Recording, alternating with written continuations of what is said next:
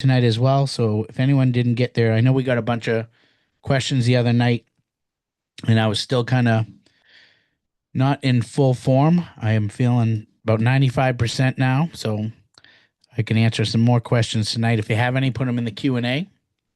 You'll see the little Q&A box. Michael will also be answering them as we go along. And starting this week, I tried to do this about a month ago or two, and it got just was preoccupied with a million things, and didn't keep it consistent. But I'm going to make sure that this time I really make an effort to go on live on Facebook and make sure that I really hit on a lot of the questions that we've been getting on these presentations to make sure that everyone totally understands everything. I cover a lot. This one is going to be just only about 10 slides, but I'm going to cover a lot here, and then we'll go right into the Q&A. And any questions that I don't get, you can go to the Facebook group, and you'll be able to see those answered live on there. So anything tonight that I don't get to, if you go to the Facebook group, I'll be answering them live in there, and I'll put the and I'm going to record. I didn't mean that. I'm going to record them so that when you go to the Facebook group, you'll see all the recordings of the Q&A.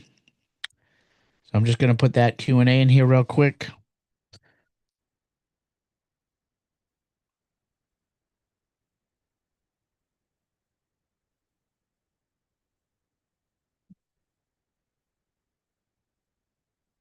Up to 9,600 in the Facebook group. It's awesome.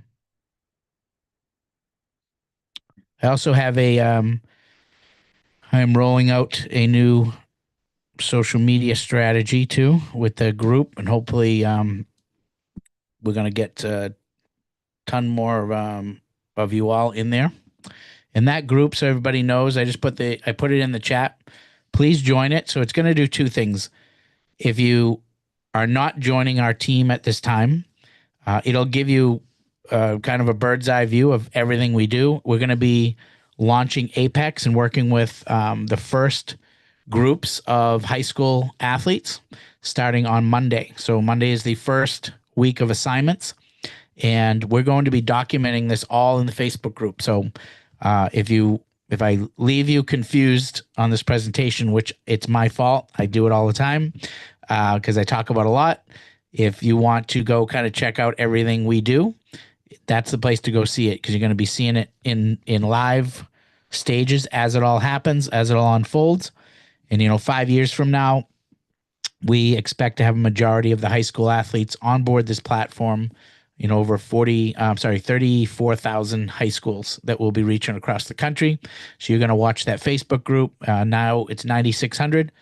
It's going to be fun to look back in a couple of years, because that Facebook group will be way into the millions at that point. I would guess in about 4 years. So this is just the beginning. I'm going to touch on exactly what Apex is. So therefore, if you want to get involved with it, great. If not, would love to still have you in the group, even if you're not coming on board. We're going to be putting a ton of value in there too moving forward. You're going to get a lot of really cool pieces in there, whether you're just a sports coach or facility owner, club team owner, or you coach any sport at any level. You're going to get a ton of value being in that group. And this is the group. So if you see this at the top, it's Youth Sports Coaches Network. We currently just hit 7,000 sports coaches and directors, marketers, operations team, you name it. Anyone involved from a operations standpoint or actually working with the athletes hit 7,000 users that use our software today, or I should say softwares. And we are a group that serves associations, committees, similar to the committee of Apex Group Committee. I'm going to explain who they are. This is our largest one yet. As I mentioned, it's going to cover over 30,000 high schools, and it's going to be every sport. So a lot of times you're going to hear me talking about my sport. So I'm a high school coach. I coach baseball and softball. So for the high school right now, I'm coaching softball. I'll bounce back to baseball when my younger boys end up coming back up again. So I had 2 boys, a girl, and another 2 boys. So I'm bouncing back and forth a little bit. So when we launched this initiative on Monday, all of the assessments that we're doing, the assignments that we're getting, we're going to be covering these different areas and the coaches that are working with these kids. So you're going to kind of get to see it all unfold right there in that group. So go over there. It's Youth Sports Coaches Network, and that's the link in the chat. So our audience, and I met. I didn't see if he was in here tonight, but sometimes people come and watch these a couple of times to fully understand everything that we do.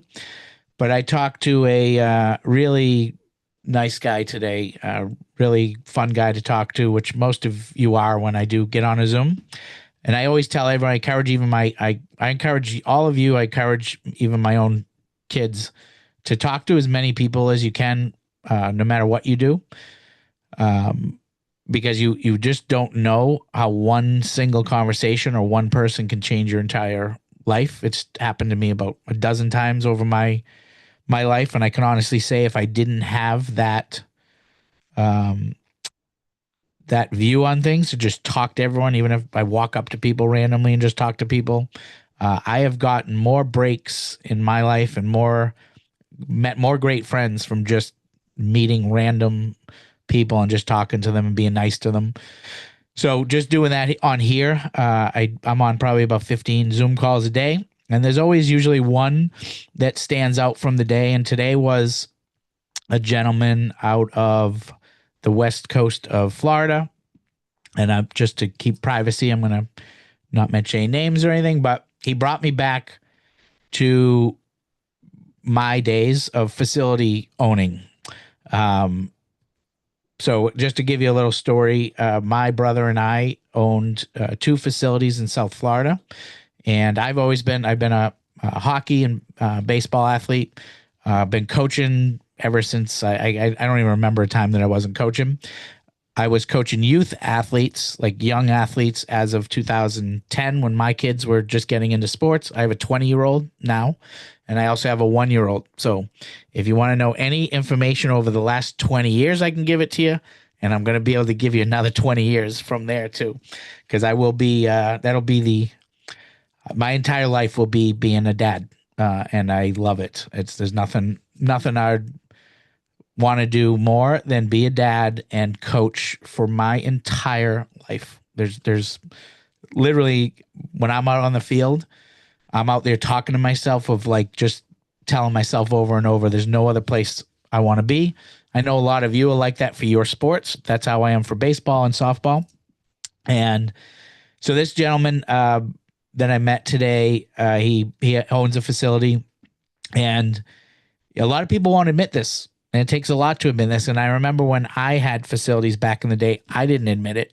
So it takes a lot of courage to admit it. And it's just that, he's kind of grinding his wheels. He's showing up and doing all the right things, and just facility ownership is not what you think it is. It's cool to say I own a facility. I owned 2 facilities when I was 22 years old. It was 22 years old. That's pretty cool to be that young and own 2 facilities. That part of it was very cool. The age, how young I was, and be able to do that. But that was it. It ended there. I mean, other than meeting a lot of cool people, it seemed like every month an AC went down, or it just was slow. You have that big month in January because everyone wants to get in shape. So the gym would the facilities would get flooded. We had a strength and conditioning area. We had a training area. We even had a daycare area in one of the facilities. And I just remember the grind. It is the most it's the craziest grind. And that was back when there really wasn't as much competition. I'll tell you when that was. At age 14 and 15 years old, we had 2 girls, 14 and 15 years old, working out in one of our gyms in South Florida that were very good tennis players. So if you know anything about tennis or anything about sports in general, you know exactly who I'm talking about. We had Venus and Serena Williams working out at our facilities back in 1996. I believe they were about 14, 15 years old. That was very cool. We had a couple of the Marlins working out there. The Panthers, we had one or two Florida Panthers working out there. That was again the kind of the cool side to it, but the bad side was all the watching the landlord come up to the window, getting ready to up to the door, ready to get his check. And if we had one of those bad months, we had to tell him, "Hey, you got to come back in 2 weeks." And we had them. ACs would go down. At that time, cardio equipment. If a treadmill went down, you're dishing out $6,000 for a treadmill. I mean, that was back then. That was the price of a car. You could buy a car for the same price of a treadmill, a nice one too. That $6,000 back then. And today, this gentleman was telling me like 15,000 is a good price. Can you imagine? Imagine 2 or 3 treadmills going down when you're paying 10,000 in overhead, and 50,000 in treadmills just went down like that. That's reality. So the time that we made a huge score was when we sold the facility. So that was when we had someone walk up to us. We didn't even have it up for sale. Someone walked in and said, "Hey, I want to make you an offer on these 2 facilities." And he had big plans to do this and that. He ended up opening about 3 more after that under the same brand as ours. But yeah, then that was our sign to cash out. We cashed out. And that was the last time I owned a facility. And since then, when I coach, I work with other people's facilities, because what you see up on the screen right there, this is us as a coach. Me, I again, same thing as just a coach and not a facility owner. Experience the same thing. Trying to make ends meet as a sports coach is not easy.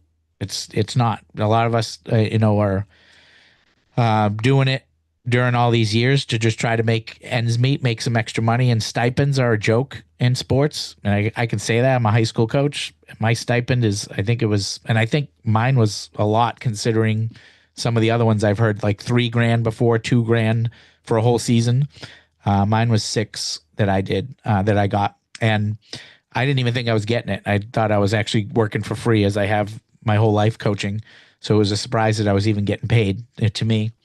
But that is our number one audiences. And I love that is our audience, because it's actually me. I get to talk to all of you as me. There's nothing better than that, because I know you as much as anyone does. I know exactly how you feel, what you go through, how much you care about these kids, and that you are the first ones on the field, last ones off, court, ice, whatever it may be. And that is like you get your dopamine hit from being out there on the field and, competing out there and teaching these kids the right way to play, and so on and so on. And in a lot of cases, as I go into this, when I talk to coaches in a lot of all different sports, I should say, we are in a lot of cases, and many of you don't even know it. Some of you, I think, recognize it and see that this could very easily be the result in some of the kids you've coached. But a lot of these kids are still, with us today because of us. Whether you want to believe that or not, that is a fact. Especially today, probably more today than ever in the history of sports. We see what's happening with youth today. We see even just the disconnected families today. A lot of kids don't have both parents. A lot of kids don't have supporting parents, don't have parents that care. If you were lucky enough to come from a good home and you don't know anything about that, that's awesome. But it does exist. And I can tell you, the next in line for those kids to kind of reach out to for that feeling of like someone cares, who to look up to, because they don't have that at home. Learning what life's about, becoming a good human, comes from sports and coaches. That's the next thing in line. And then I would say equally, and giving just as much credit, theater, music, those, I think, it would be ignorant of me to just say it's just sports.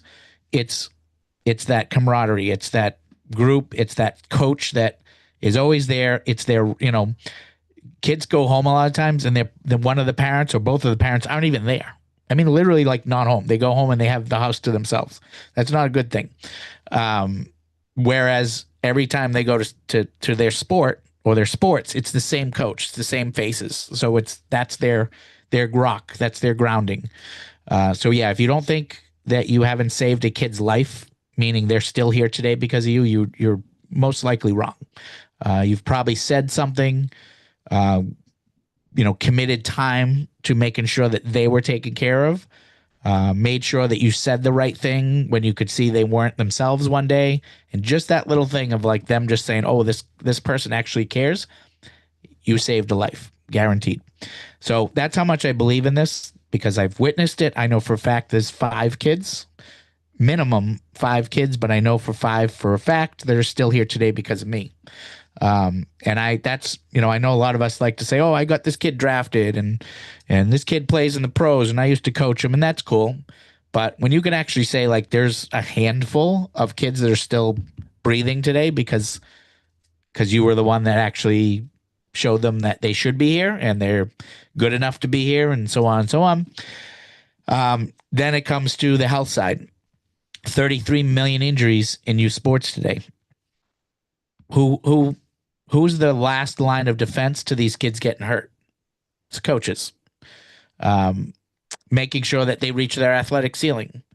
Coaches. These kids won't have that added family of sports or only family in sports if they do not reach their ceiling. In a lot of cases, they won't make those JV teams, those varsity teams. Them still being included in those programs is critical for a lot of these kids too.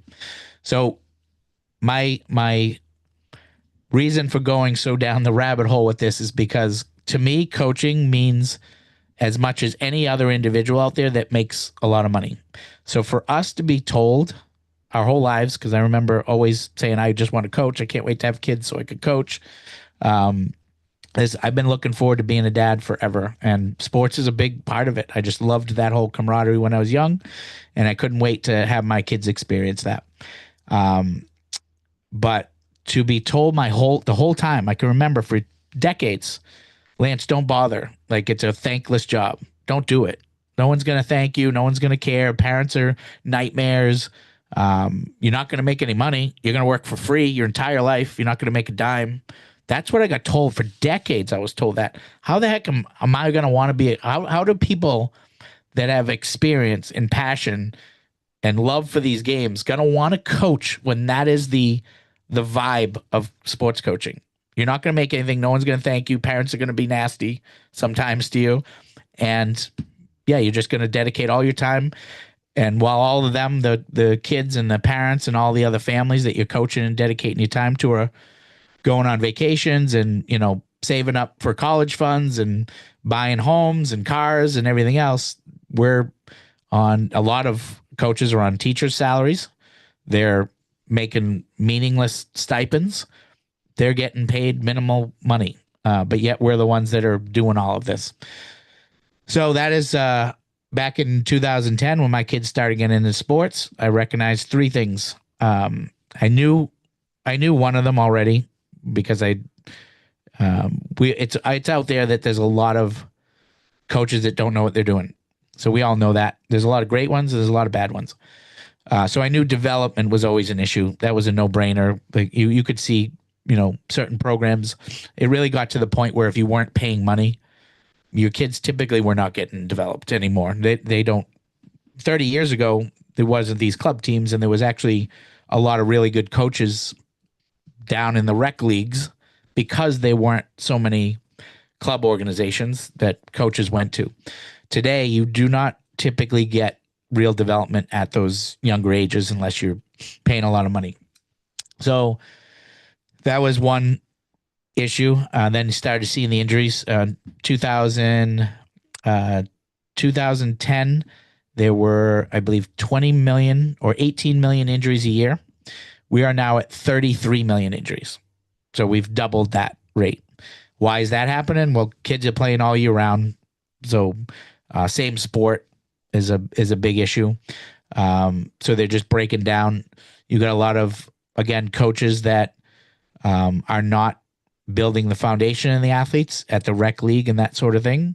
So when those kids kind of get to the ages, I always say, to be good enough to hurt themselves or the growth spurt that they hit, typically that's when you start seeing the Tommy John surgeries, the ACL, MCL, UCL, all these catastrophic injuries that we're seeing out there today that weren't happening at this kind of rate years ago.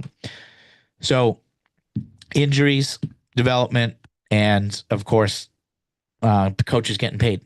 Because the answer to coaches getting paid is not draining parents' bank accounts, which unfortunately that has been the route that a lot of coaches have taken. And if you coach in the elite kids, as I always say, I put a big asterisk on this. If you coach in the elite kids and you're really making a difference, this is only applying to the elite kids that have a chance to get, D1, play D1, scholarships D1, and go pro, which is a percent of the percent of the percent of the percent. I could say that 10 more times. If you're working with those kids and you're charging the parents astronomical amounts of money, great. And you're actually making a difference, that's phenomenal.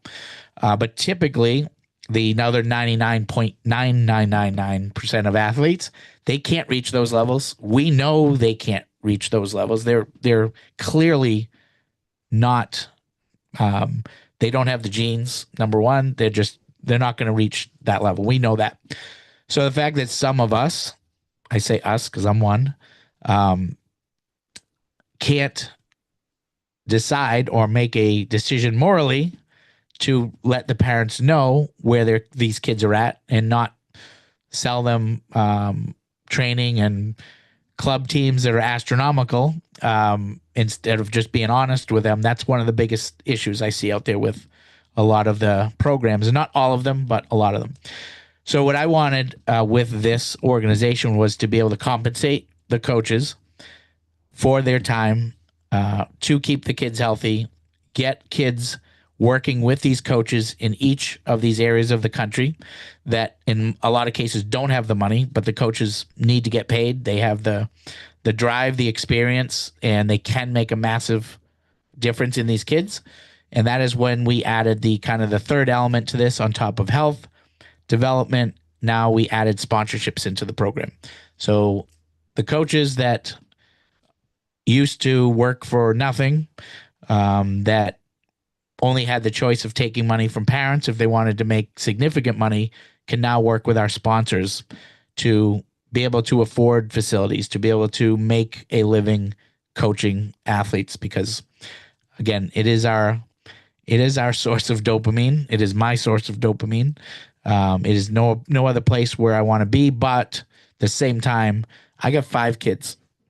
When my kids ask to go to whatever college they want to go to, if I'm the last one out on that field and I'm the last one off and I'm taking care of everyone's kids, which I love doing, don't get me wrong, my kids better be taken care of too financially. When they ask me to go to the college of their dreams, I'm bringing them there.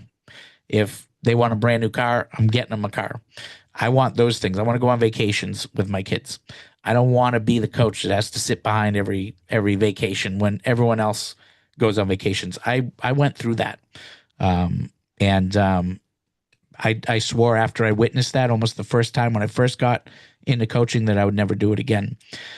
And to find sponsorships that now sponsor all of our athletes, they pay you guaranteed money every single month to do what you're already doing. So you don't change anything you're doing. You don't go find athletes. You don't go find sponsors. You don't do anything but do what you love doing, and that's coach. And that's what this program is. And I'm going to show you right now. Apex is kind of a almost a hybrid of what Area Scouts is trying to do as far as a health initiative. They're similar to a committee that was formed for Pop Warner that went out in 2010 and created a concussion protocol for Pop Warner football. This Apex group that partnered with us, hired us, contracted with us in October, wanted to roll out this assessment to do the same exact thing for all injuries, all sports at the high school level. So when you come into our organization, you have 2 choices. You can take on high school only athletes and get paid every assessment that you do for them. Or you can do that and work with our sponsorships and apply those sponsors anywhere you want. So if it's your own child, you can get them sponsored. If it's a club team that you have, and whether your kid's on it or not, or you're just coaching it, if you own a facility and you have kids in the facility you want sponsored, maybe their parents don't have the money. In the past, there's no choice here. If the parents don't have the money, they're not getting development. We don't believe in that. Every kid should get whatever they need to reach their athletic ceiling and stay healthy. And that's what we do with that sponsorship money. With no matter whether it's Apex, working with the high school athletes, or it's sponsored kids, there is one thing we focus on first that is mandatory. And this is really the only thing that is ever asked of you that is mandatory. Everything else, you're 1099, you just get paid per assessment, and you make 100% of all the money always, no matter what. But there's no rules, there's no hours. You set the times you want to take the assessments, you put them on the calendar. The kids come in, they get assigned to you through the software. You can download the app on the Apple Store and get notified right through your phone when the kids come in, and they'll pick the days and times that you set up to do what you see up on the screen right now. Every single athlete, when coming in, they must make sure they have a foundation.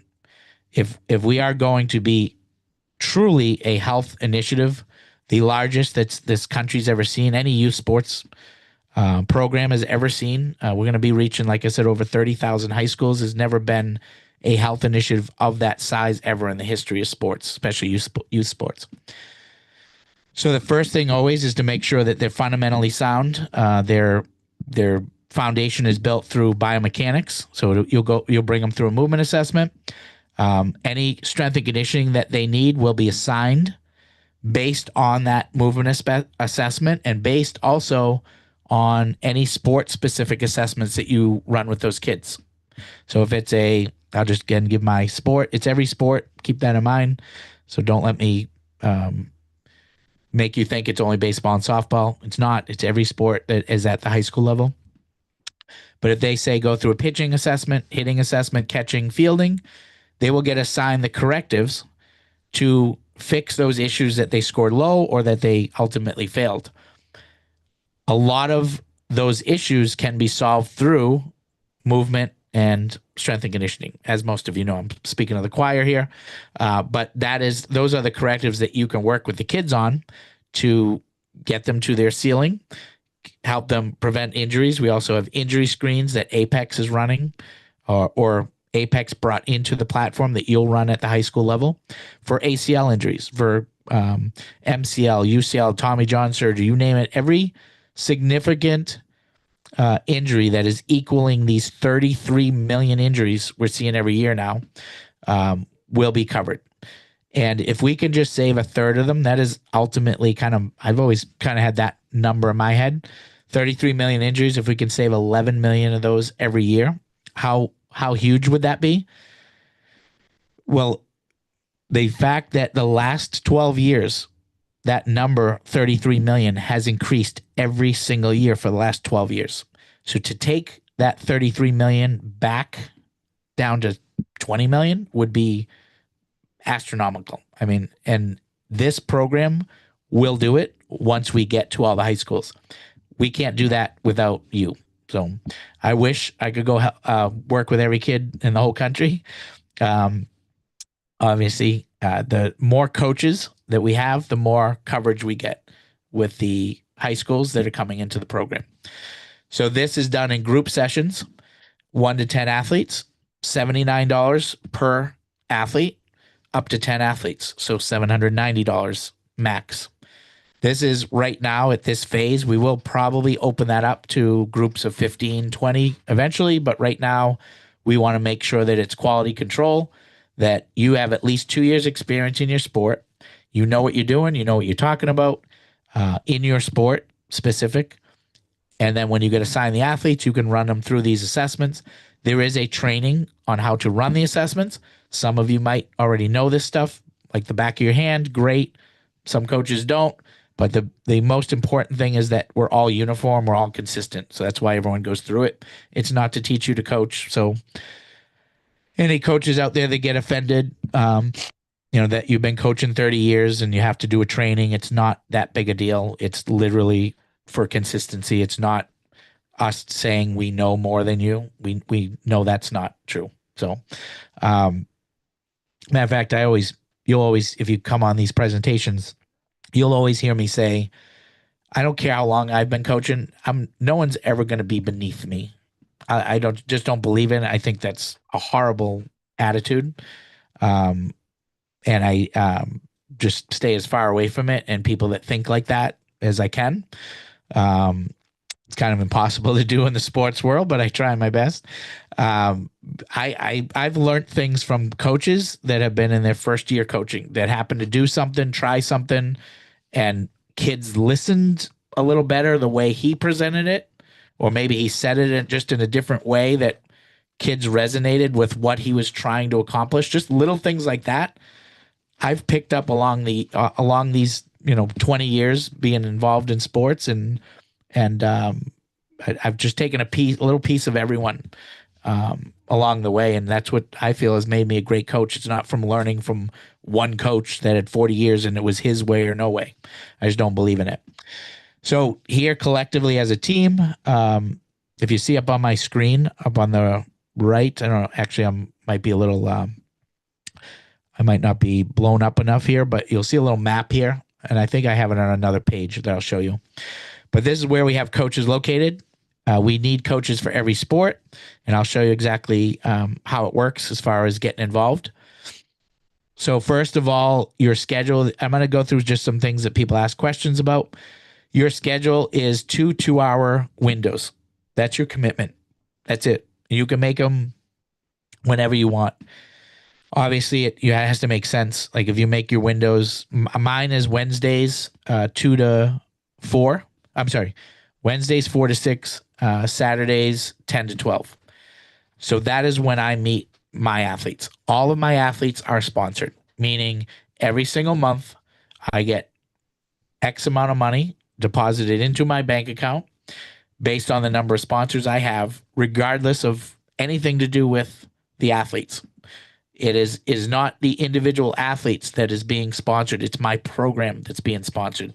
And what does that mean? That means by me just committing this short amount of time each week, these kids have the ability to come to my events, go through the assessments, get the corrective measures from me, regardless of who they are to the sponsor. The sponsors, if you have 40 sponsors, that's $4,000 a month committed to you or your facility or your travel team, whatever it may be, automatic every month forever. So it doesn't mean when those kids age out that you lose your sponsor. You essentially gain sponsorship slots, as we call them. You can slot any athlete you want into those sponsorship spots. I mean, you get paid no matter what. So obviously you have to do the job. This doesn't mean I have to always be careful because there's a 90% of us that understands when I say that you still have to work. There's still 10% that think that maybe that means I could just Netflix, binge watch Netflix and still get paid by the sponsors. No, that's not going to happen. Still have to help the kids. That's the whole purpose of it. But I have to always say that because yes, we've had that happen. So I just want to make sure that's clear. So when I say it's guaranteed because you're helping kids. But the nice thing about it is you don't have to worry, is someone going to show up? Am I going to make my $60 training if this person doesn't show, or is the kid going to get sick? Or is, the parent going to say, hey, I can't make it because I'm shopping, or whatever happens. Like none of that nonsense happens. This is what it is. This is how many sponsorship slots you get. This is what you get paid in your bank account every month. And it doesn't just go that, like I said, that first year. It goes on for the foreseeable future. Obviously, sponsors could leave the program. And if they do, we just replace the sponsor. So that's about as simple as it gets. And we made it the $100 per athlete just because it's easy math. It's affordable to all the sponsors. So a sponsor could come in, sponsor one kid. Sponsor comes in, do 10 kids. So it depends on who the sponsor is. We handle the sponsors. We also handle the athletes. If you don't want to, we will give you first choice. So if, say we get 10 sponsors right off the bat for you, that's $12,000 guaranteed to you. We will ask you, where do you want this $12,000? It has to be assigned to real kids off the bat. Do you want to pick them? Which sometimes can be tough because now you got to play that. If you have 15 kids on the team and you get 12 sponsors, 3 kids are not getting their development paid. So you got to be careful in situations like that. But we kind of walk you through all those processes. What I like to do personally, with the exceptions of kids that have been waiting to work with me they go on a waiting list with me until I decide to open up sponsorship spots. I've actually had to reduce some. I've let some of my kids go to some other coaches right now just because I've been so busy. But if you have 12 sponsor spots and you said, hey, I don't really want to even get involved with picking the kids or finding the kids, the sponsorships love it. And like I'll give you an example, Crumble Cookie. And I don't know if you guys, whenever I say that, some people put in the chat, what the heck is Crumble Cookie? I think they're everywhere now at this point. I've been saying it for a while, but so Crumble Cookie did 10 sponsorships. I just using this because it's a recent one. So 10 sponsorships. They picked the kids, and how they did that was, hey, we are sponsoring. And this is the cool thing about sponsors. They're the ones that now can tag themselves as, hey, we're Crumble Cookie. We care about your kids' health. We care about, the youth athletes of this community, and we're here to sponsor them. So we're going to sponsor 10 right now. We're going to have any parents that want to come down with their kids to Crumble and fill out a sponsorship request. I think that was what they call it, a sponsorship request. And then they did a drawing. They got 2,500 names and numbers, emails and numbers, and promoted everywhere that there were, the Crumble Cookie locally that was protecting the kids, blah, blah, blah. I'm not a marketer, so I'm just kind of telling you how it went. But you can imagine for that, they had 2,500 potential customers now, which our marketing team now goes in and helps them with that marketing to that audience. So that's what they get in return for sponsoring you, is our marketing team. That's why they never leave, because they're getting marketing literally at a tenth of a cost of what it costs today. We're able to do in local communities now, just because we've been doing it, going on our 3rd year now with doing that, the sponsorship part. We're 6 years on doing the assessments. So that's how sponsorship works. I hope I kind of went a different route in explaining that, because I, again, lose some of you because I'm just not good at explaining it.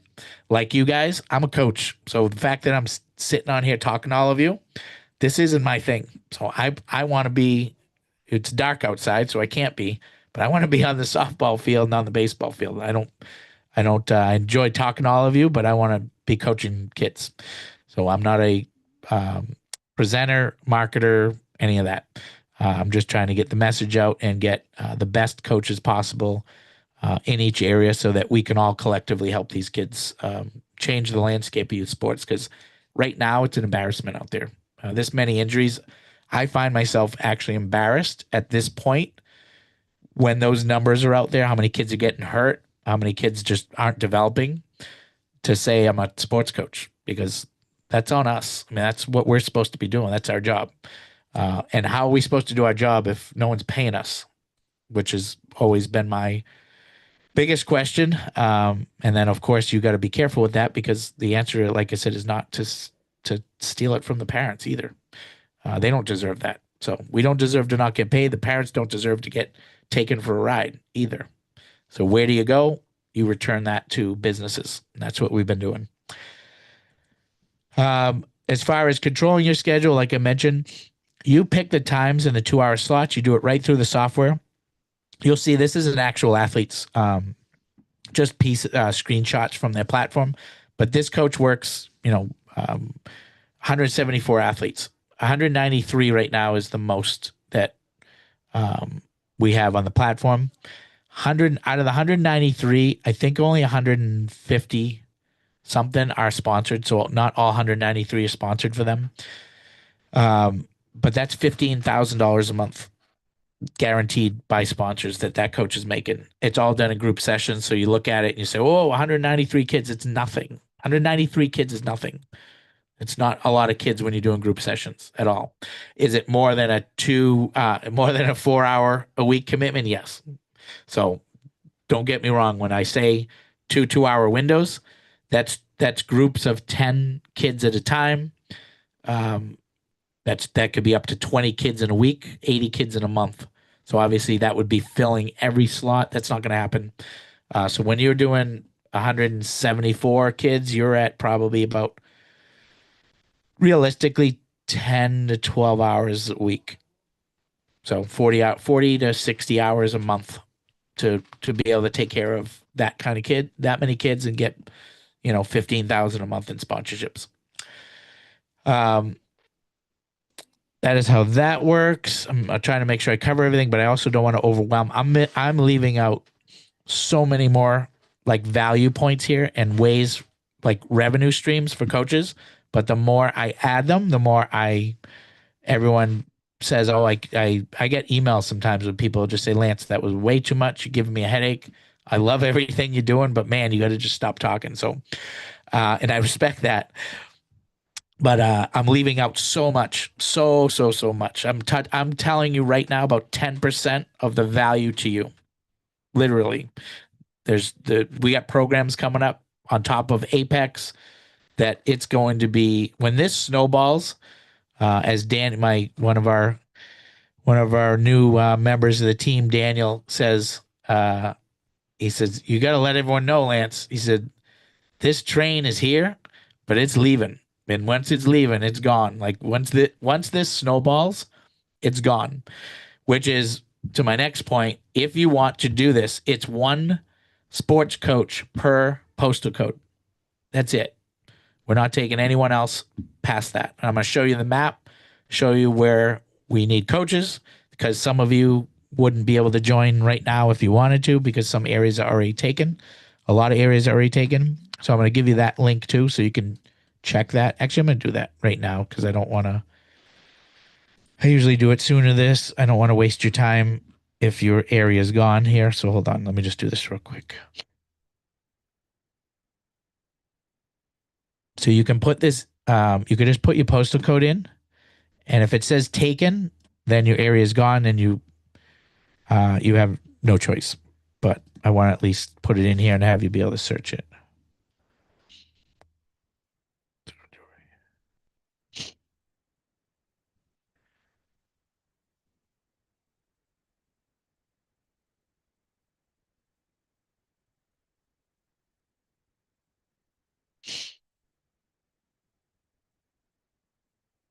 Okay. So I'm gonna put a couple links in here. This one's the territory.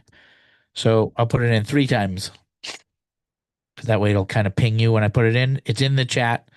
Click on that link and that will let you pick this sport and the postal code. So go ahead and put that in there, sport and postal code. If it says taken, you can search for a surrounding postal code, but a lot of times coaches will end up taking more area if they're in one area. So just double check it. So I put that in there and I'll move along here. So if it's taken, then I just don't want to make you listen to me any longer if you don't have to. Starting Monday is the first assignments. I think I covered everything here. It's kind of I wanted to say that this map, this list of cities is the initial list that we got on, I think it was the 3rd week in January. This was the first list of cities. So if you look at that, you'll see Birmingham, Huntsville, Phoenix, Scottsdale, so on, so on. This is the latest list. So what they're doing is sending us Apex after they get the high schools on board. They send us the lists and the cities and the closest. So when you pick a postal code, one important thing to know, if there's not another coach for your sport around you, you will get those kids right now. So the cities and states you see up on the previous screen and this screen have already been launched as far as kids are starting to come on. And then in 5 more days, we're going to get a list probably twice the size as this one. So, and that'll keep happening for the next 5 years until we hit all 34,000 high schools. And we have coaches that have claimed their sports in their areas so that our network will be, 10 times the size of it is now. It's 7,000 now. We'll probably have close to probably 75, 80,000 coaches to cover all the sports, all the high schools. There's 75 million kids out there. So there's no shortage of athletes that need this. And that is another part of this. No one loses. Coaches, you get guaranteed money every month. Tell me when that happens in your career as a coach. Unless you coached at the college level or the pro level, you never got this type of money guaranteed every month to coach. Parents pay zero. Any parents on here, tell me the last time you paid for a professional athlete development program and had a coach like you all working with your kids, and you paid zero. Always. Never happens. Businesses 3-to-1 value on marketing minimum. We have some businesses getting 24-to-1 return on their sponsorship money. They do not leave. So businesses are benefited. Literally every single ADs. You might think, oh, how's a high school AD get compensated? Financially, they don't. But do you realize how many teams every year don't compete because they've lost critical athletes? I mean, just here, just like 10 minutes from my home is my high school that I coach for. They lost 3 out of the top 5 varsity girls basketball players, all to full tear ACL injuries. Absolute insanity that it's happening at the numbers it's happening. Can we fix them all? Can we save them all? No, we're not. We know the real numbers here. We know we can't solve every issue, but I can tell you one of those girls, and I always like going into this little segment of this story about the basketball team. One of those girls, because you might think, oh, well, big deal. I don't know who would think that, but I have some people just don't care as much as some of us do, so which is fine.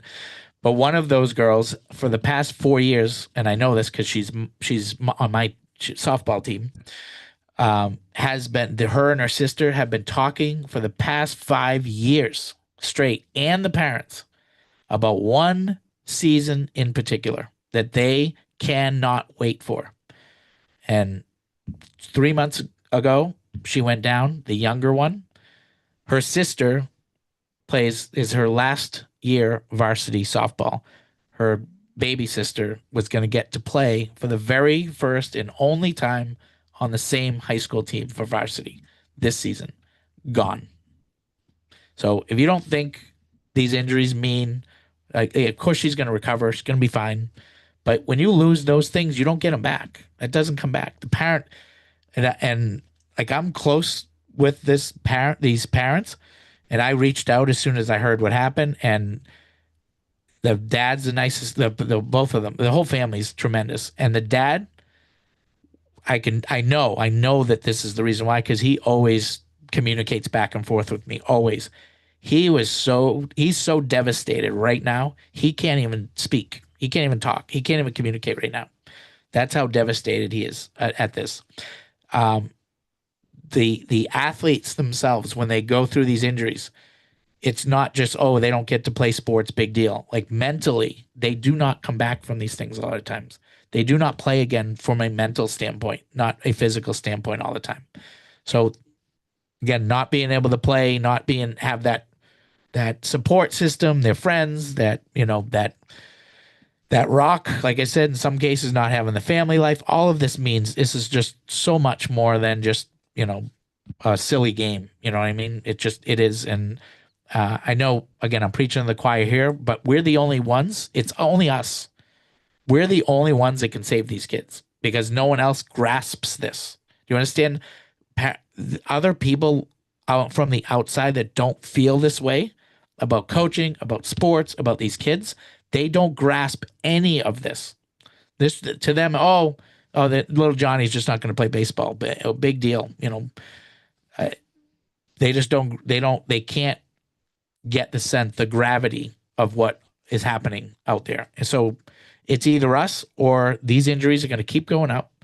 These kids are going to keep not getting any development, and the parents are going to keep getting robbed. So this is kind of the last line of defense. And when Apex ever came along, I took it as a sign.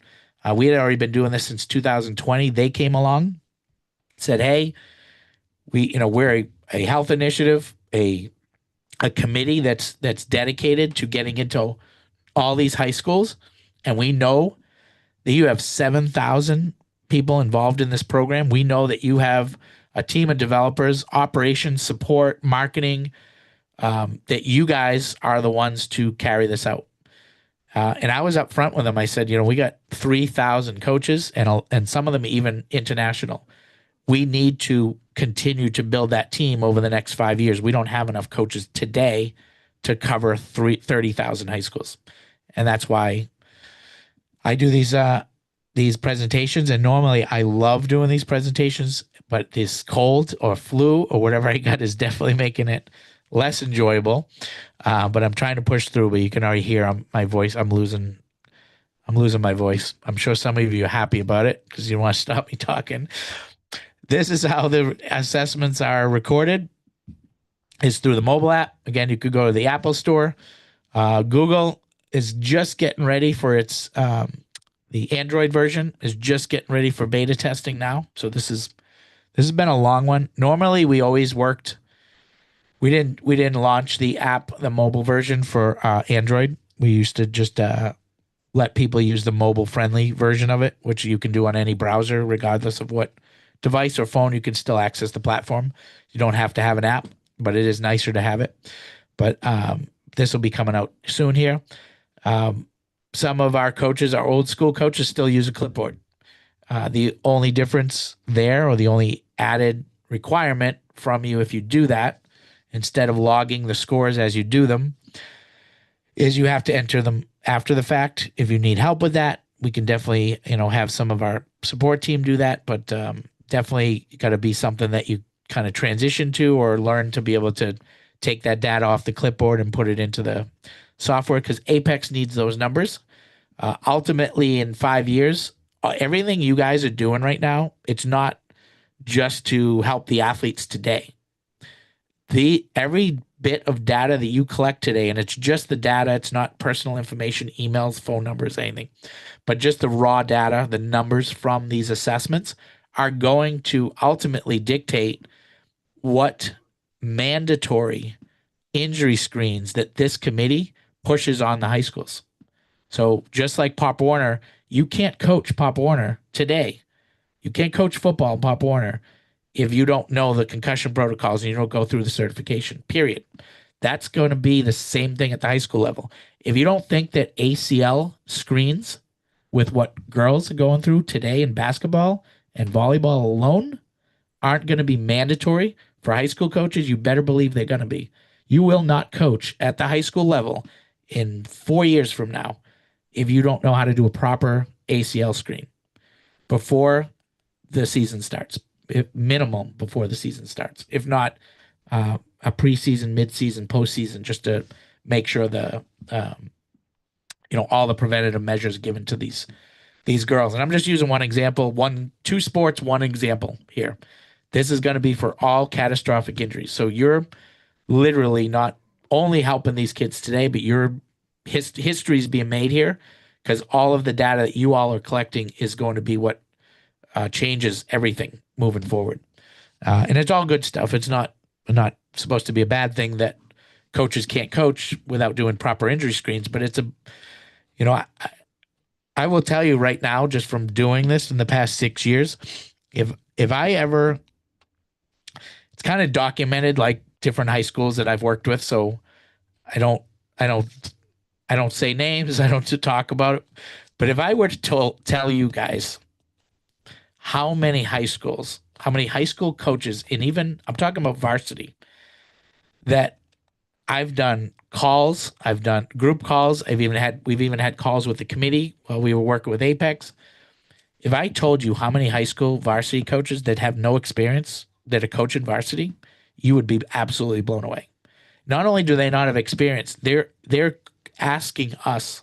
They when we work with some of those teams, They want to know how to coach. They'll literally ask questions on how they should be coaching their team. Meanwhile, that's the highest level locally. Like that's it. I mean, varsity is even the varsity. Imagine what the rec programs are. If those are the coaches coming up from the rec leagues, what are those kids getting? And every single year, I mean, for all of you that have kids or nephews, nieces, you see how fast this goes by. These kids, and again, I got 5 of them, and I already look at my 1-year-old today because of my 20-year-old. Everyone says, "Oh, I don't know how you're doing it again. I don't know how you go back to having a 1-year-old." I know it's going to be gone like that. Gone. Like he's going to be 5 tomorrow. He's going to be 10 next week. And he's going to be 20 in a month. That's what it feels like. That's how fast it's moving. Legit. I'm not even kidding when I say that's what it feels like. My 6-year-old was just born. Like I literally feel like that. He's 6 years old. Just kills me. But these kids have this short window. Like it's 7 years old, even sometimes 6, but 7 years old to 12. Like they have to get that foundation built. If they don't get any kind of development, proper mechanics, proper fundamentals in those couple of years, they're done. They are done. They very rarely will you see a kid emerge from that with poor coaching from that time frame. They're not getting any kind of foundational work done.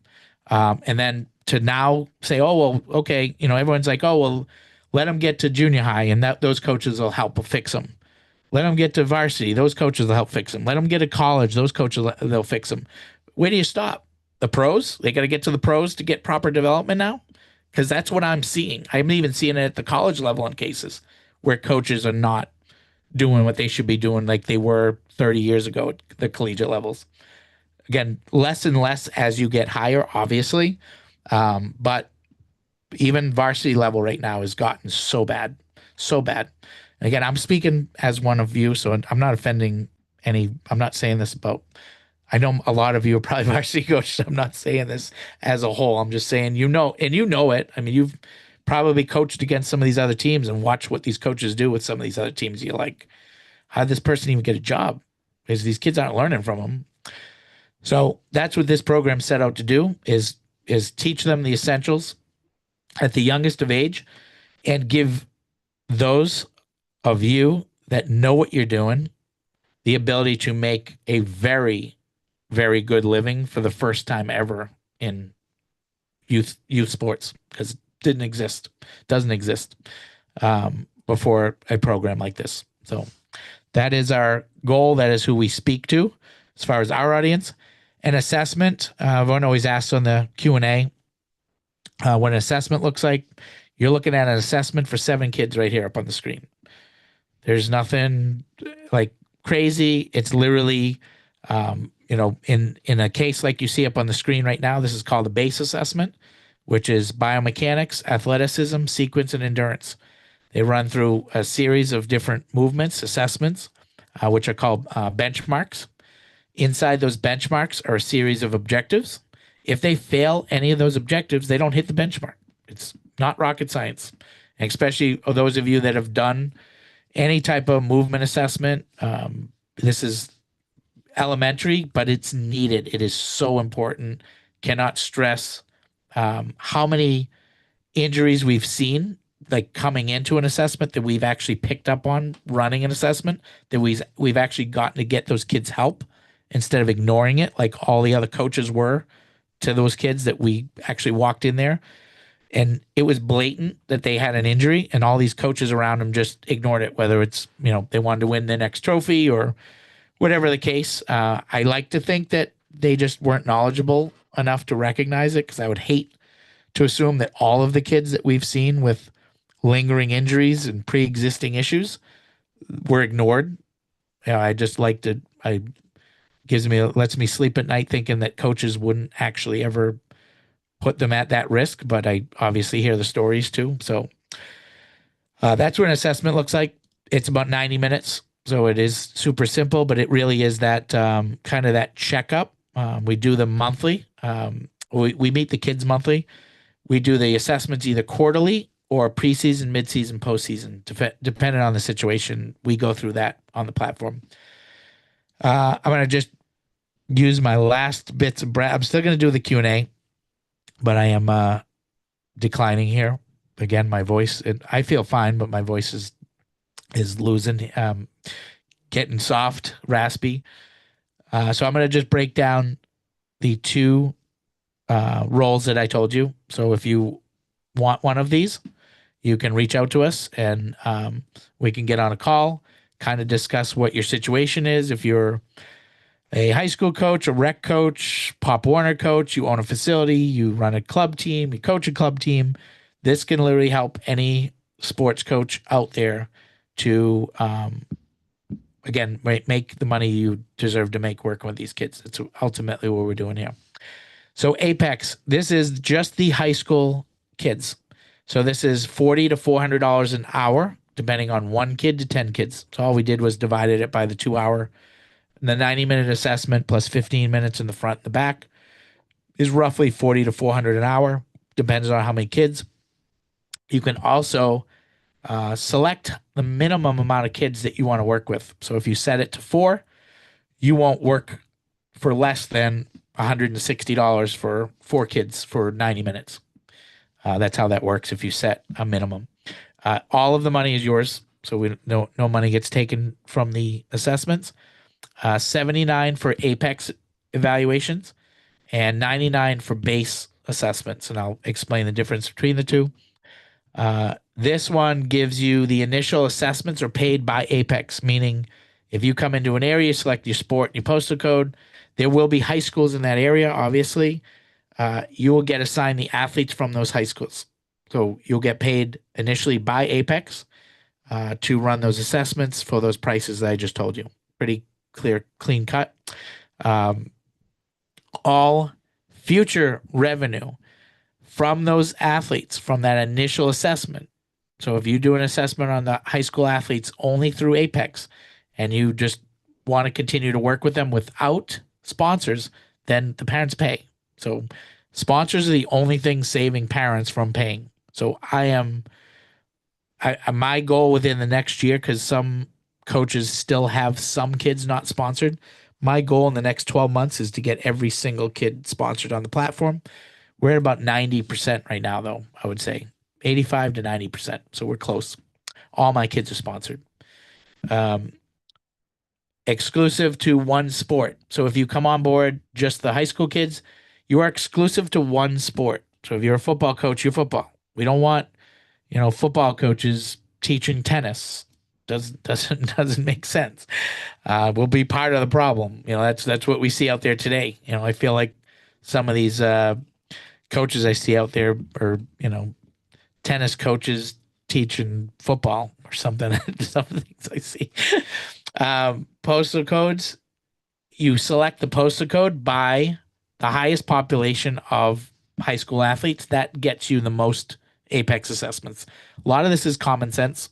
Like when I know it's a very convoluted, but a lot of the stuff is just kind of common sense. Like, how would I pick a postal code? How would I decide that? The most kids. You want to work with kids? Pick the postal code with the most kids. That is the high school in the postal code that is near you with the most kids. And that is on Google. Just go to Google what's the most kids in the closest high school to me. That's your answer for what postal code you can lock in. That is yours forever. So for as long as you're with us, no other coach can run those assessments when they get assigned. So if there's 600 kids in that high school and they want Apex assessments through the Apex program, they're coming to you and only you. That's kind of our promise to you when you come on board.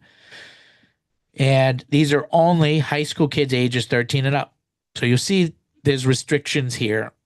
Nothing crazy. You still will do all those athletes from those high schools because they're all 13 and up.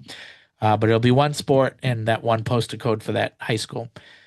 On average, I do think that's the real number, 600, 500 or 600. So if you can imagine, you're limited to that amount of kids based on your sport. So that doesn't mean all 500 or 600 kids in that high school play football. 40 or 50 kids might play football. maybe 60. So that's your limit. That's as many kids as you're going to be doing assessments for that season is, say, 50. So that's 50 times 80, $4,000. So that's like the best example I can use for that. So are you going to change your life making $4,000? No. It's an extra $4,000. $4,000, but that's Apex. So that's working with the high schools. That's the partnership, the contract we got. That's not sponsors. Sponsors, when you come on board through licensing, you get 3 sponsors right off the bat. So regardless of all the other athletes, regardless of Apex, just joining the program as a licensed evaluator, you get $3,500 in licensing. Sponsorships. So, and if for any reason you don't, like, you just let us know and you say, hey, I didn't get 3 sponsors. The only way you're not going to get 3 sponsors is if you are in South Dakota in the cornfields, potato fields, whatever they have there, and there's only 10 people that live in your postal code, then and there's no businesses there, then you're not going to get any sponsors, and we're going to tell you before you join that it's not going to be worth your while. Or you're in a great spot, you got a ton of kids, but you're lazy. And I used to be uncomfortable saying that until I dealt with a bunch of, I say a bunch, like 1% of just extremely lazy people that just, I don't know how they coach kids in sports with their work ethic and their everything. But to you, whatever, everyone can't be, I guess, dedicated to something. But yeah, you won't make money. And in that case, we can't have you here. So that's the other thing I need to be really transparent about. If you take up an area, so let's just say you're in Dallas, and I've actually had this exact scenario, and I've never used this example in Dallas. We had a football evaluator come in in the Dallas area and do absolutely nothing. Meanwhile, we gave them that area. So we all know what type of area the football postal codes outside of Dallas are. I mean, some of those I've never been, but I know from stories and seeing it that you got football teams down there that are playing in stadiums that draw bigger college that draw larger crowds than college teams. So for a coach to come down there, come into that area and literally not do a thing for 6 months. It took back and forth trying to get this person to do things. We finally had to throw him off the platform. We cannot have that. We cannot have that anywhere, regardless, but especially not football in Dallas. That's like, doesn't get any worse than that. Any better than that, I should say, as far as an audience. So if you, and I say this in a good way for you, if you come on board and it's not working for you, it's not working for us either. We can't have you here. If you're not making a lot of money in your area, you are not servicing the athletes, and we need you to go. So, and that'll be talked about it'll be because you're just simply not reaching out or communicating with the parents, meeting the kids, or something. I don't know. I've seen several. We've only had it about out of 3,000 coaches, we've had to remove maybe 5 to 7 or something like that, maybe 8 or 9, somewhere around that, under 10. And they don't like us today, which moot point. But yeah, so I just always like to put this out there because I want people, a lot of coaches get excited about this program because this doesn't exist anywhere. Let's face it. All the things I mentioned, parents not paying anything, you making this kind of money does not exist anywhere. But we need you to do it. So if you're coming on board, we just need you to do it. And it's not that hard. And if you tell us, hey, I only want X amount of athletes, that's fine too. We just need your permission to, if we got 300 kids in that area that want to be on board and want to go through these assessments, and you say, hey, Lance, I only want 100, we need another coach to come into your area and take on those other 200 kids. So if you do take an area and you say, well, this is my exclusive area, yes, but if there's 200 more kids there and you don't want them, someone else has to take them. We can't say no to those other 200 kids. So again, good problem to have. Don't get me wrong. Um, you won't complain if that's how many kids you want, then you're good. You can also hire other coaches to take care of those extra 200 and still keep your whole area if you want and be working with 300 kids, but you have people that we would just have to run through the background check and get them trained and so forth, but they would be under you. They would work for you and you would have to pay them. That's your baby. It's all your money. So you have to, again, if you don't know how to run a business, we can't run your business for you. So if you get to those type of numbers, you're doing some serious revenue. You have to have an accountant. You have to know what you're doing as far as running a business. So I'm going to give you the breakdown of the licensing. So this is with the sponsorships. Same thing with the if you take on the Apex athletes, it's $40 to $400 an hour. That does not ever change, and it never will. We have to get to all 30,000 high schools, regardless. So I don't care if you're Apex licensed, whatever. We have to get coaches to take care of these kids that are coming in. Otherwise, we do not fulfill our contract with Apex. That's priority number one, is to make sure that all these kids are going through the health initiative to save the injuries. Initial assessments paid by Apex, same thing as the high school. All future revenue in the case of licensing is all paid by sponsors. So that means, as I mentioned, you got 40 kids, that's $4,000 a month. 50 kids, $5,000 a month. 100 kids, $10,000 a month to you, and you allocate that how you want. If you want it to go to you and you train them, or you want it to go to someone else and you pay someone, totally up to you. 1 to 10,000 per month. We just put that on here as an example. So we have a coach in Maine that has 15 girls on his softball team. One of his girls is his daughter. Actually, I think this is his last year with his daughter on there. I don't know what he's going to do. I don't know if he's going to continue or if he's going to give up his area or what, but I haven't talked to him yet. But he's been doing that. This is his 4th year. He's got 15 girls. That's all he wants. So I had to bring another coach in there to take his overflow.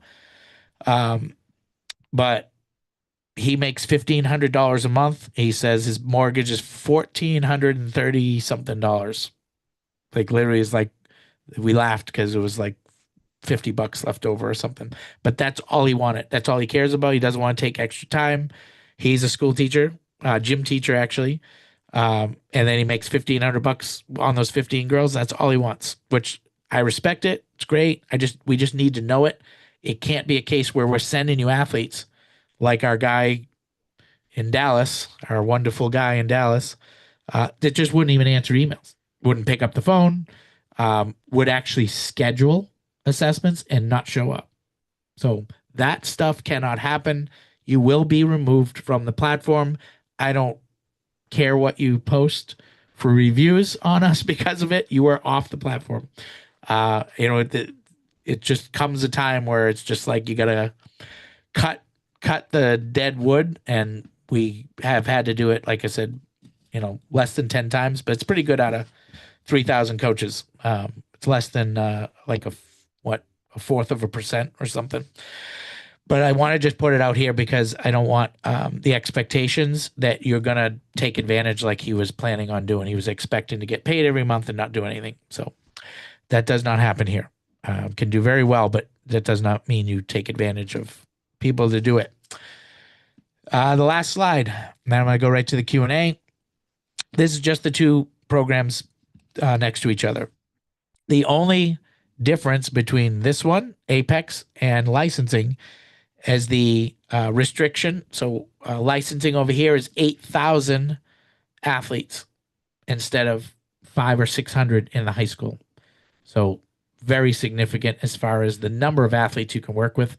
Here you're getting into at 5%, a much larger number for your sport. So you're almost guaranteed, 400 athletes in your sport, not 400 collectively in all sports.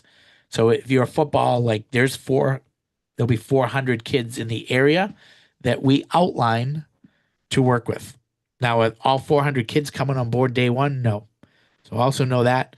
The coach that has 193 athletes, 2 years, 2 years, 2 years, 2 years. I want to say that 3 times. This is not a get rich quick thing. Although you can really make a ton of money, it is not a magic wand that 400 athletes show up at your door. So please, I know there's a lot of nonsense out there. This is not it. This is all, everything that you see up here is reality, but it does take that time. So I just want to, and Dallas, Texas for football would be quicker than Alabama for ice hockey. If you get my comparison there, that also has to be considered. Like, is the sport popular? Are you going to get 400 kids for ice hockey in Alabama? No. So that's to be considered, and that when you get on a call, you'll discuss that. We have the numbers for every sport, every postal code, 46,000 postal codes, popularity of sports, how many kids are in those sports, the ages of those kids in those sports.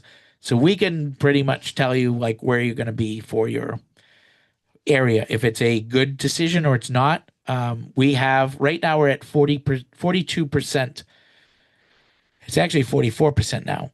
44% acceptance rate for applications. So if you apply for either one of these, there's about a 44% average that you'll be accepted. And that's not meaning, that's not always because you're not a fit. In some cases, we do not let people join this if you're not going to make money. So if you're not going to be able to be in an area that's going to be financially make sense for you to join, we will tell you, hey, this isn't going to work. You're in Alabama. No one plays hockey there. From far as I'm concerned, I'm just kind of making that up because I know they're football. I've never heard of anything hockey related in Alabama, but I could be, again, sorry if I'm wrong about that, but I just throw that out there. We will tell you, hey, this is not a smart move. You're going to waste your time. You're going to waste our time. Don't do it. So that's part of that 44%.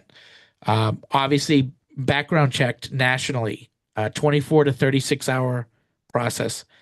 You cannot come on board if you have hurt children. Obviously, I know you must say, well, why did you say that? That sounds ridiculous. Of course, people know that.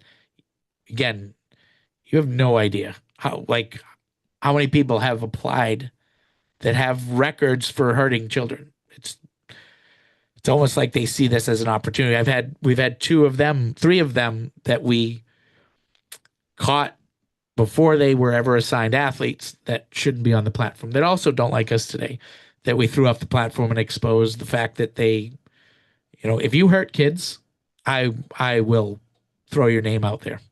I have no problem doing that. But anything else, I keep everyone's name private. But if you hurt kids, yes, you will be known. And I put them on notice, and they do not like me today either. Only a couple of them though, but they didn't get to our kids, and I made sure of that.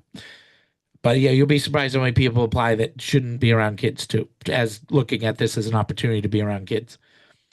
That is another thing that needs to be protected out there. And that also is where I feel we're doing a service, where we are doing such a screening process here.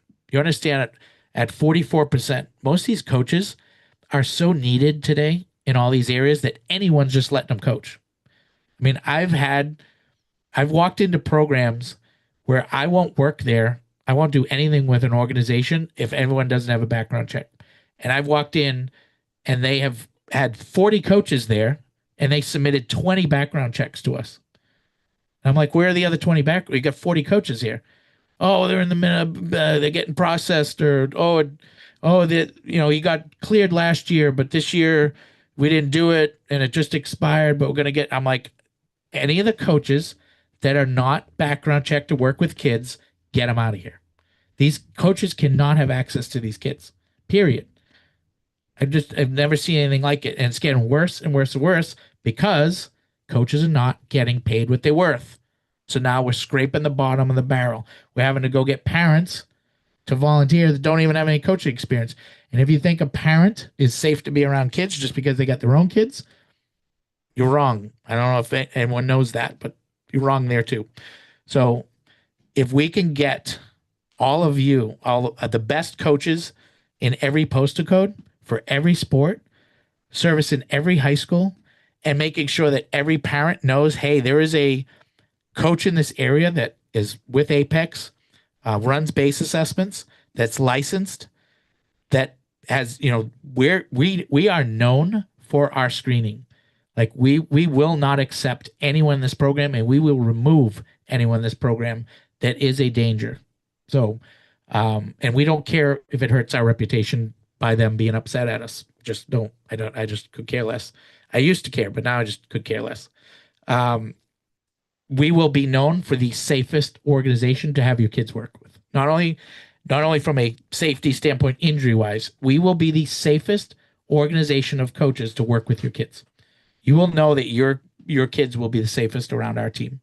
That is another thing I want in 4 or 5 years. I would love it to have it tomorrow, but it's not going to happen.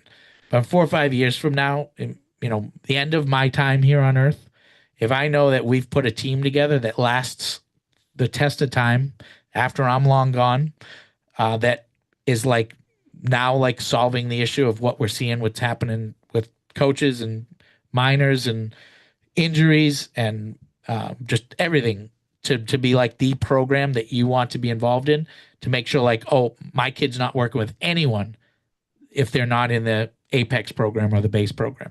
That's what I want this reputation to be as far as this team goes, on top of everything else. This is also, as far as the Athlete Max, if you want to expand outside of your licensing, you can expand that area. So if you are in an area that says, like, say, Wyoming, that is less dense in areas, you could just expand that territory. So you would have to travel a little further. But typically, our areas are 15-minute radiuses. You have enough athletes, a lot of you, not all of you, within 15 minutes driving in any area to like make significant money with this. And we'll tell you what that is when you meet with us. That's the difference between Apex and licensing. And the Apex is, you are required to, the only thing you have to do is the background check. So that's the $79 to do a background check. Takes us about, like I said, 24, 36 hours. If you do not pass the background check, you are refunded before you even get the email that it wasn't a good fit. And again, do not take offense to it if it's just simply that you're not in a good area or the area is taken. That could be a rejection. The area is already taken. You'll get that email that you did not get accepted when you apply, and your refund's already on the way. So you don't even need to email us. We don't want your $79. We need to cover our expenses as a whole, bringing the team on, because we do not collect any money for the evaluations. That 100% of it goes to you. So we just cover ourselves from the background check standpoint. $79, and you pick your postal code, your sport. That's Apex. And then you already know what you make because it's up on the screen. Licensing. As I mentioned, you're guaranteed 3 licenses from the day you start. So the day you sign your contract as a licensed evaluator for your sport in that area, we will map out your area. So you'll know exactly how many athletes potential you have. And you are licensed, the only coach that can work in that sport in those target athlete populations. So it might be 8,000 kids. Only you. Like any assignments we have coming in, they cannot go to anyone else but you. If you want to give it to someone else because you can't take on more kids or whatever, you can do that, but it's your decision. And you get guaranteed $3,500 in sponsorship contracts from day one. So that's guaranteed $3,564. If for any reason you do not get $3,564, those contracts in the first 90 days, then you can leave the program and say, hey, I didn't get my sponsors, whatever. But again, typically it's not going to be us. It's going to be that you're not answering the phone or meeting them or whatever. And we don't care. We just need to refund you and have someone else come in that area and take care of all these businesses and the kids, obviously. To license it is $19.99. So $19.99 investment, $35.64 guaranteed in the first 90 days. If it's not, we just refund your $19.99. Um, that also is every year. So it's not $19.99 and you get $35.64. It's $19.99 one time and you get $35.64, $35.64, $35.64 for 5 years, 10 years, however long the sponsors. And that's only for 3 sponsors. So if you want to add more sponsors, you can add more sponsors. But we kind of just wanted to make it so we find the best coaches. There's no risk. It's a 90-day money back guarantee for the license. If you don't get the 3 sponsors, we just refund you. And we want to because that means you didn't take care of them typically. Or something happened personally, or you might have gone through something bad and we sympathize and we'll refund you, but we need someone in that area that can service the kids. And that's it. I am going to do my Q&A. I'm just going to look at, I think Michael's been keeping up with them. I'm just going to look at some of these and then see if I can help answer any more. If anyone has any new ones, it is 9:30 here. So, okay. So I'm going to go through this. So if you want to contact us, text Apex if you want to be an Apex evaluator. I'm going to put the links in too. I'll just do that. So I'm going to put the population one in again. So I'm putting them in the chat. That is population to see if your area is taken. That's in real time too. So you can check now. And then if you say, oh, I want to join in a week, make sure you check that because postal codes get taken every day. So just don't think if you check it tonight and your area is open that it's going to be open in a week. It could be open in 10 years. As I always say, it might be like water polo in North Dakota in 10 years. It's still available. But like your popular football areas and basketball, lacrosse, soccer, all those are going to be gone in the popular areas for sure. And what was the other link I wanted to put in? Oh, the Apex. So if anyone, well, I will do the booking link. So if anyone is interested in licensing only, so this is for the $19.99 and you get guaranteed the 3 contracts. That is the link I just put in to book a call because you can't just do it. As you know, we have to meet you, understand who you are, that you have the qualifications and so on and so on. So there is no like just automatic, if you wanted the license, you can't give us your money until we meet you and you too. Like if you meet us and you say, hey, this isn't a good program for me, we both kind of interview each other on that call. And if we don't think it's a good fit, we move on. And then the final one is Apex. So I'm going to put that one in here. And this is Apex. This was just a background check. So there's no licensing, anything. And people always ask, can I switch from Apex to licensing after I do it for a while? You can do whatever you want. Again, no one's going to ever say, no, you can't come on at a certain time. There's no deadlines or anything. The only thing you're going to hear is if someone took that area. So if someone took your sport and your postal codes while you were Apex and you weren't licensed, and now you try to license, you won't get those areas. That's the only difference.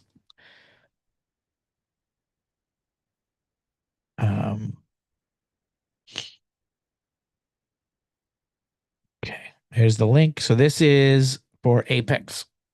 This is only the $79 background check. And then, yeah, if you want to upgrade to licensing from that, you can if the area is open when you decide to do that. So you don't have to like make one choice. But if you do license, I've never heard of anyone not wanting to work with the Apex high school kids. But I do always say, like, we will expect you to. But if for some reason you say, hey, I'm not comfortable working with older kids, then I guess we would just have to find another coach to come in there and work with the high school if you just wanted to work with the younger. I've not had that happen yet, but I always like to throw it out there because I know nothing's out of the realm anymore. from what I've seen in the past 10 years or so. Um, so that's the Apex link. Yes, that's only Apex only runs, we only run the assessments for Apex at the high school level. However, there are countless other assessments that are run at ages, and we get kids 5 years old, very few, um, all the way up to college players. So, but that's not our wheelhouse. It's 7 to 17 is like 90%, 95% of our audience, 7 to 17. Um, that's where you're going to be at. If you're Apex, you're only 13 and up. If you are licensed, you are going to be majority 7 to 17 years old that you're going to be working with. And everything's laid out, like how you're going to do everything. This is not like a guessing game where you just get handed a bunch of athletes and say, go. It's all laid out. So you're going to know exactly what to do. And if you already have experience doing it, again, um, we're not taking a shot at your ego or pride or anything. If you already know what you're doing, by all means, and you know what works, just add it to what you're already doing here. So get the data to Apex that they need, and by all means, do what you do best and help these kids and apply what you know. If this is not, hey, you have to do it our way, and we will never be like that. That is, to me, that is anti-coaching. If you're not willing to accept other ideas and concept of other people, including ourselves, that's not coaching. It's not having an open mind coaching anyway. Um,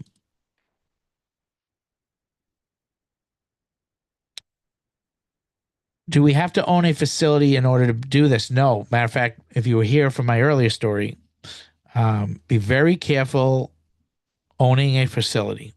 I know it sounds really cool, and another cool part about owning facilities for me, I was just telling one of my kids the other night, was when we would close the gym at 12. I used to be able to blast all my favorite playlist, crank it as loud as I wanted, and I'd work out from like midnight to 2 o'clock in my own facility, 22 years old, cranking my music. Yeah, I was on top of the world. But when I look back on it, I was like, man, I was just barely getting by some of those months. Like it wasn't all that. It was cool because of my age and some of those other meeting some people and stuff, but that's it. Um, but I couldn't do that today. Like I couldn't have 5 kids and own a facility today if I didn't have some kind of cushion like this, knowing like, hey, I got X amount coming in no matter what. I need to know that. And you all should need to know that, especially if you have kids and you want to save up for retirement and vacations. And I mean, to go lesson by lesson and $2,000 to $5,000 stipends through your life as a sports coach, helping all these kids is we're just it's being taken advantage of. That's people are taking advantage of sports coaches that are truly helping the kids. You can't get ahead that way. And to own a facility and try to do that, the only time I would suggest that is get to where some of these coaches are with us that got 170 kids, 150 kids, to 100 kids. You know, you got $10,000 guaranteed hitting your bank account, and you go get a facility that costs you five overhead. That's cool. I could handle that, knowing that I'm getting double my overhead without even thinking about it, without having to worry about how many kids are in there and how many members are signed up. Knowing that I had that would be the only time I would do a facility again. So just be careful with what you get yourself involved in with any kind of brick and mortar like that. You do not have to own a facility. So I still don't own a facility. Don't have plans on owning a facility. I have right now, I use 2 facilities. One of them lets me use it for free. And the reason why is because, as I mentioned in the model, I'm not a pitching coach. I can't teach kids. I can't, if a girl ever asks me to teach her how to pitch a softball, I'm running the other way. I have no business even opening my mouth. I have 2 D1 pitchers. One's a junior in college and one's a senior now, D1 pitchers that I hand all my softball girls to. So anyone that wants pitching, write to them. I'm not taking money from a parent when I wouldn't pay myself to teach my own kid. You know what I mean? I just don't believe in it. But yet again, I see that all the time. It's like, and I don't want to say I get it because it's not right. But again, what do you expect when we get paid nothing and we're scrounging for money, hoping people show up for lessons, and then you get a kid that shows up, oh, can you teach me how to pitch? And the coach never taught anyone how to pitch, but it's like, man, I need this $60. I need this $80. So I'm going to go ahead and give it a whirl. I see that all the time. I can't teach it, but I can watch someone teach it and I can tell you if they know what they're doing. That I can do. But I can't teach it. But I see that all the time. I see coaches that shouldn't be coaching the things they're coaching. In a lot of cases too. So that facility lets me use their facility for free because those two college pitchers bring my girls there and rent that space from them. So as a result, they let me do my quarterly and my preseason, midseason, postseason assessments at their place for nothing. That took me 3 years to get that relationship. The other facility I get, I think I'm like at, I pay like $100, I think around there. The only time it'll cost me more if I do like a clinic. I've done clinics in there when the weather's been bad. In the spring, I'll usually do a clinic during April vacation, and I'll get a ton of kids out for that. I have had to try to do that indoors, and that's not $100, but typically it's 100. So I know that I'm not gonna go there unless I have 5 athletes.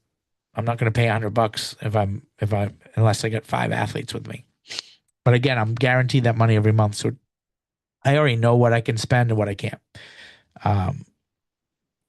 And so yeah, I have 2, but I have access to about 6. Actually, one facility just closed. So talk about overhead. He took an absolute bath on his facility and lost it. Ended up had to sell all his stuff. But I had 7. That facility went out of business. Now I get 6 that I can go to anytime I want, just from knowing them and so forth. So you do not need to have that kind of overhead in your life unless you're guaranteed money. So these are from Facebook. No, these are from YouTube. Oh yeah, I forgot. I forgot I was on YouTube. I was thinking I was on Facebook, but I didn't see this format before. So you mentioned having 400 kids not being delivered to you overnight, but what is the actual delivery time on 400? We don't have anyone that works with 400 kids. So I'm just going to be honest with you here, because I'd be lying if I told you we did. It's not out of the realm that will happen. It's going to happen, but we don't right now. So I just threw out, I didn't mean to say that and make you think someone had 400. I just threw that as an example, so I apologize. 193 is the maximum one coach has. We got coaches with 180s, 170s, 160s, 150s, 40s, 130s, 120s, 110s. But the maximum on this platform that someone has been able to accumulate is 193, not 400. So I just want to go on record of saying that. I did not mean to say that. I just use it as an example. So how long would it take you to get 400? Well, I'll just use his. It took him 2 years to get 193. So let's just say 4 years. But I mean, at 400 kids, you're at $40,000 guaranteed every month. You're at $500,000 in revenue. You better have a facility for that many kids, which you can pay for with $500,000 coming in, and you're going to need help too. You're getting into a whole different animal, and it right now doesn't exist. I think my number that I always like to throw out there, because it's not something you're waiting 2 years for. It's something that can happen relatively quick, is like 40 sponsors. That's $4,000 a month, $1,000 extra a week. Like, again, are you going to get rich off an extra $1,000 a week? No, but I mean, if you're already got a good career, even if you're, not making a ton, even a teacher's salary, um, and you're coaching the high school, and now you get an extra $1,000 a week, that's pretty good. I mean, that's your vacations whenever you want. That's easily if you invest that right but if your kid's, 5, 6 years old, by the time they're graduating, you'll be able to invest that kind of money to where they can go to the colleges they want to go to. That's kind of where that's kind of where I want the language to always be with this. I never want this to be, oh, you're going to make $1 million. It's not what it is. So I'm not going to pretend it is. It's just to make extra money. You kind of get to pick what you want to make for extra money. If it's $1,000 a month, 10,000 a month, it's just going to take different amounts of time to get to those numbers, but they're all attainable because our coaches are doing it. But yeah, it's not, it's one of those things. That's one that I hate about some of those things you see out there, because it kind of makes people think that they can do nothing and make $1 million in 30 days or a month. It's not reality. Most of those programs are BS. So if you're looking for that quick fix, you might as well just play the lottery. This is the real deal here. This is real work, rewarding work. You're changing these kids' lives, and you're making the money you deserve. I mean, if you do an extra $4,000 a month and working an extra 6 or 8 hours a month, that's really good money. That's what we deserve as coaches. It's kind of why we base that model that way. But yeah, you're not going to move to Beverly Hills or anything on it or wherever. Do you guys plan on doing travel teams? It's so funny you said that. Yes, I get this all the time, and I would love nothing more. I just haven't stopped with what we've been doing right now, especially with Apex. We just flooded trying to get, especially this week coming up is going to be a big week for us. So but that's definitely on my list, and I would like to structure it in a way that that it's a development league, like it's a development travel program. It's not, one of these organizations are just playing games every weekend. The kids have to get better, and when we have to be saving injuries, it has to stay with the model. It can't just be, oh, let's just do travel programs because we can have our name out there and it'll be cool. It has to stay with the mission for sure. So it's going to take some thinking, but yes, I would love to. It would be really cool to have a lot of you, take on a team in each of these areas, and even make it kind of, when I thought about that, even have like the different, Apex teams play the other Apex teams, the base teams play the other base teams, something like that, where we wouldn't, some cases would play outside organizations, but in a lot of cases we could have it even inside our own organization where we'd have teams all over the place. But just can't do it right now. But I will address it later for sure. So a lot of you are asking about areas. So some of you are putting, my area is gone. What should I do? You can't, if your area is gone, it's gone. There is a waiting list, but I will tell you that, like, the only time someone gets taken from the waiting list is if someone changes a sport for some reason, just says, oh, I don't want to do this sport, I want to do a different one, or moves. But otherwise, once someone's committed, because you can hear, I'm pretty convicted when I say, like, if you're going to do this, make sure you know to do this. So once someone does take an area, they know they want to do it, and they typically won't leave because they're going to make a lot of money and they won't give it up. So the postal codes don't typically come open again. You can search for another postal code, but do not pick a postal code that is an hour away from you if all yours are taken around you. That doesn't make sense. You're not going to do it. You're not going to do it efficiently. You're not going to drive an hour if, say a couple kids want to do an assessment. It's not worth your time to go there another hour and 90 minutes, then have to drive an hour back. 30 minutes is usually max.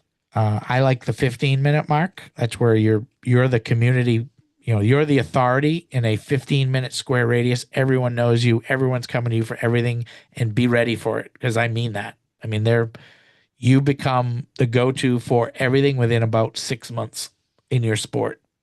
Um, so it's better to keep that close to home, not an hour away. Doesn't make sense. The only case I will give an exception to this. So we had either Virginia or Delaware, Maryland, somewhere around there. Um, a coach specifically picked out an area that he was moving to in like 6 or 8 months, and it was still a while away. But he actually did it because I warned him. I said, "You're going to pick this, and I know you're moving in 6 months to that area, but that 6 months is going to be brutal if there's one kid or two kids." And I got to give him credit. He did it. Like he said, "Lance, I'm going to do it. I'm not going to tell you I'm going to do it and let you down and not do it." And he did it. Like he was sometimes going out for base assessments one at a time, three kids, two kids, and driving an hour there, hour back. But he eventually moved there, and now he's doing well. Um, so that's the only example of doing that. The other, I guess there is one more. We just had this happen in Vegas. I think it was Vegas. Can't remember. But his wife just got a new job, so she's moving somewhere else. Well, they're moving somewhere else, but he still has his home in that other location, and his son's there. So he's just going to bring his son through the program. His son's older, not his son's not an athlete. He's a coach. So his son's going to take the kids that are located where they currently reside, and then they are going to take another batch of zip codes where the wife just got relocated for work, and the son's going to handle the kids there, but he's going to go back and forth, kind of manage it. That situation is cool too. So there are definitely some exceptions to that rule, but it has to be something like that. Just don't make it inconvenient. That's all. When do you plan on launching more sports? So for Apex, the Apex assessment itself is here for all sports. So there's nothing you're waiting on to work at the high school level outside of, again, making sure that your high school offers these programs and that there are kids in the programs. So just, and we'll tell you that, but I just want you to know that before you get excited and then hop on a call. And then we're like, yeah, there's, you know, five kids on the swim team in this area. It's not going to make sense for you.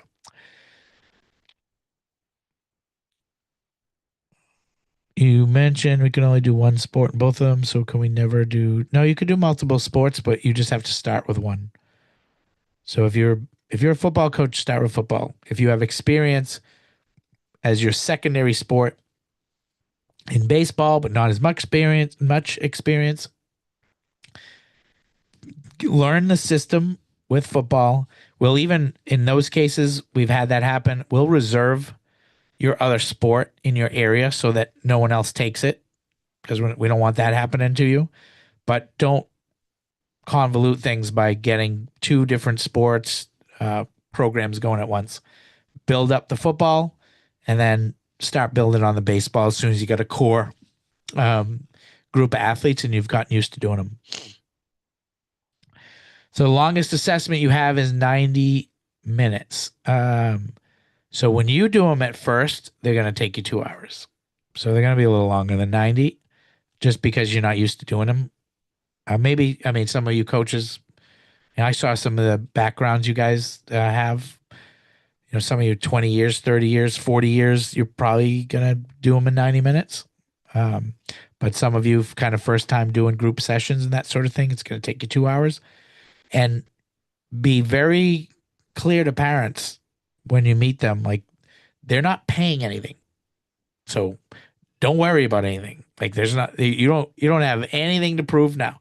There's no more nonsense with the parents, by the way. They're not paying anything. There's no positions. There's no line. There's no batting order. There's no playing time in this. You're just saving their kids from catastrophic injuries, keeping them in sports, and helping them getting to their athletic ceiling for free. So if you could go ahead and gauge the difference in what parents are in sports compared to this, it is night and day. Parents are by your side. They're behind you. They're not making faces and doing all that stuff. So keep that in mind because that's a big thing because there's a lot of coaches that quit.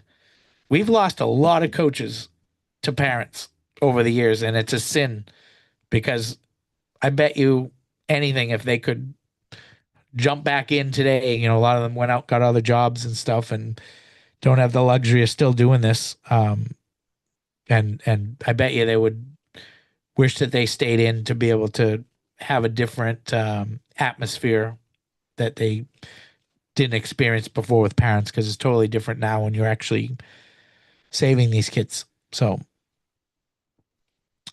um,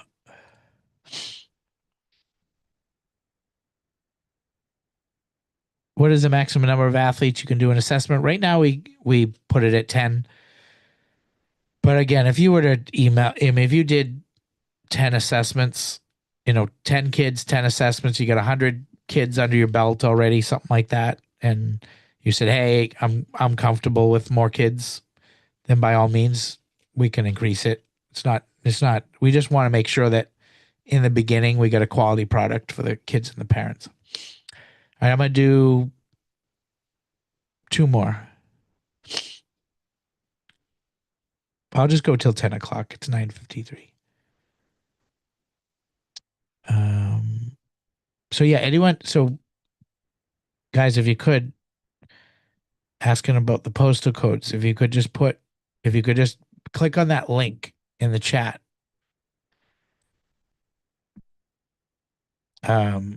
That's going to tell you if it's open or not. So I just can't look up everyone's postal codes. So just look it up on that link I put in, please. I'll put that link in the Facebook group too. So just don't worry about it. If you don't get it answered right this second, I'll put it in the Facebook group and go there and you can click on it in there. Can I get a copy of this? Yeah, I'll put yeah, there is a copy of something very similar. I don't read from a script, so they're not all the same. But I will I'll put this one in there. I'll put this in the Facebook group. I can't do it till tomorrow though. Because as soon as I get off here, I'm done for the night.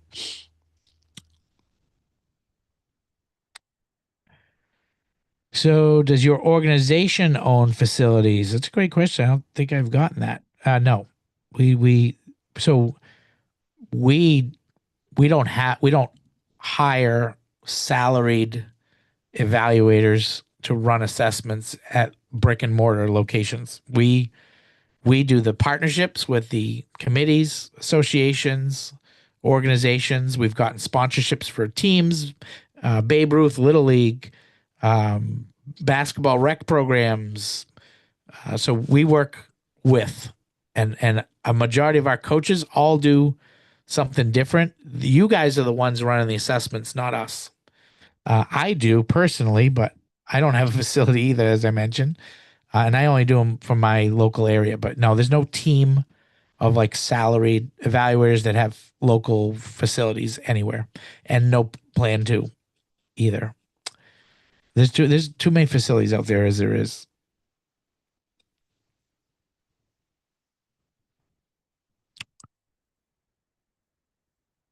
So you're saying you never own a facility? No, no, not at my age.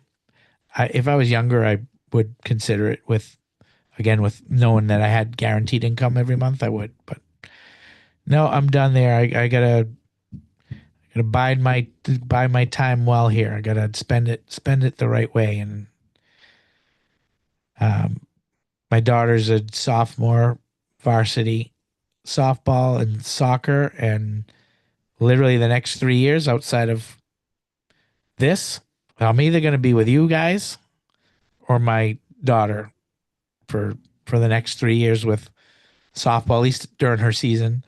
Um, not that I'm going to ignore my other four kids or anything, but this is really, it's my only daughter. And this probably this spring and summer is going to be probably the best time of my life, getting to hang with her and watching her play and getting a start for varsity. I'm hoping this season. She was a freshman last year, made it.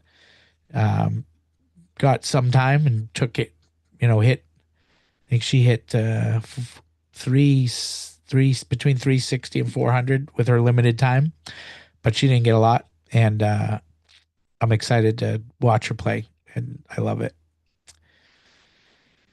Um,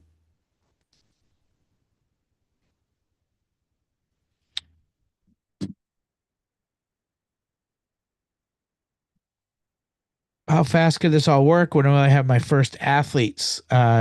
So if you depends again your area, how quick you get through the training. You do have to go through the training because, as I mentioned, 6 days is the least amount of time I've ever seen. So a week minimum. I've seen people take 30 days. Again, this is one of those loaded questions. I don't know you. I'm sure you're I'm sure you're a nice guy. And I'm sure you're committed, and I bet you know most of the stuff on here, but you just got to get through it to keep that consistency and make sure that Apex is getting real numbers, valid numbers that actually are worth something, because that's the only way they're going to dictate what the mandatory protocols are going to be in the future. That's importance number one. So yeah, I could 1 week to 4 weeks, depending on how uh, you would obtain. Can't think of the word. Getting tired now. How quick you just get through the training, so you know what you're doing when you're out there with them. That's it, and then you're on your way.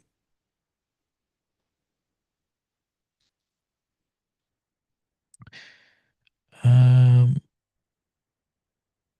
if I licensed, would I get more younger kids or more athletes from high school? That's funny. I've never heard that question either. We got some new ones tonight. Um, you know, I gotta go with the younger still, and I know some of you don't want to work with the younger kids. You like the high school kids, but yeah, I mean it's a number. It's just a numbers game. There's more. There's right now, just to tell you how embarrassing this industry is, the youth sports industry. We we are pushing 70% of kids out before they turn 13. 70% before they turn 13. That's all due to um, injuries or playing in pain, or they just never get the development they need, so they're not good enough to play after that age. They're just and yeah, you can make an argument that some of those kids weren't going to play anyway. Obviously, they some kids just don't weren't born with any talent at all athletically. We all know that. But most of those don't even play past. I see most of those kids quit before like 11, 10, and 11. Um, I've seen some really promising kids quit because they're frustrated. I always say on these calls, like and I don't know if it's just because we picked it up from coaches when we were kids, but I'm guilty of this too because I always say it because I feel like I need to say it, which I don't know why I feel like that, but I do. When I do the team meetings with the parents, we all think, "Oh, hey parents, I'm the cool coach, and I just want to tell you that all it matters to me is that the kids have fun. That's all that matters." And we all say at some point in our speech, most of us say it because that's what parents want to hear. Oh, my kid, I'm so sick of these coaches that don't make it fun. So we're automatically programmed to say that little thing to make them to be accepted with them or something. I don't know what it is, um, but I always say to everyone, it's so not true. I mean, we're we're lying to them because yeah, we want them to have fun. Obviously, we're not evil, but I mean, how long do you think a kid has fun when they don't get better? How long do you think that lasts? You think that's just fun? Like they never get a hit, they never can feel the ball; it's going up off their face because no one ever taught them how to use a glove, how to catch a ball. I get there's kids out there. We go to some of these. We set up clinics, camps. These kids, that have been playing, mind you. This is not T-ball. We're talking about 10, 11, 12-year-olds, kids getting ready to get to the high school level that have gloves, bats that are totally not even usable. There's no chance for them to have success with the equipment they have. But yeah, they've been playing with it for 10 years. And not a single coach, because they're volunteers, they're parents, they have no clue about the sport, are like, here's a glove, here's a bat, and it's 10 times too big, 10 times too small. The gloves that have no laces on them. Sometimes some of these kids don't even use cleats. It's something out of like the Sandlot. Like it's a comic show out there. And then we wonder why there's 33 million injuries. Why are these kids not good? Why are they quitting? You would quit too. If you don't get better as an adult at something, what do? We quit. It's not a mystery out there. And then the injuries that we see these kids come to us with. I mean, this kid's holding their shoulder when they're waiting for to do an assessment. Well, how long's that been feeling like that? Oh, about 2 years. My coach just says work through it. What do you mean work through it? There's an issue there. It's got to be handled. There's something wrong. That's your body telling you there's something wrong. It's not just because you play sports. I hear that from parents. Oh yeah, it's always sore. He's plays sports. And I say right back to him, no, ma'am, it's not. That is not why the shoulder hurts, because he plays sports. Whoever's been working with your son does not know what they're doing. Period. Period. Someone injured him and no one's fixing it. So everyone's incompetent all the way up the line. That if no one's fixing it, someone injured it. It's typically incompetence. And again, 33 million injuries do not lie. That is what's happening out there. People are not building the foundation in these athletes. They're not looking after these kids. So it's very frustrating to be out there and see all this, but it has to end. I'm going to do one more. How many coaches do you think you're going to need to cover 30,000? I think I did say 40 at one time. It's 34,000 high schools. How many coaches? Again, I'm more concerned with the younger kid. I mean, I'm concerned about them all, but you got 7 to 12, 7, 8, was it 7, 8, even 6, 6, 7, 8, 9, 10, 11, 12, 7 years compared to 13 to 17. Well, I guess not that big. But it's probably equal when you look at it. So it's not just the high school kids. We got the kids coming up to get to high school, which that's the big problem. They can't even get there.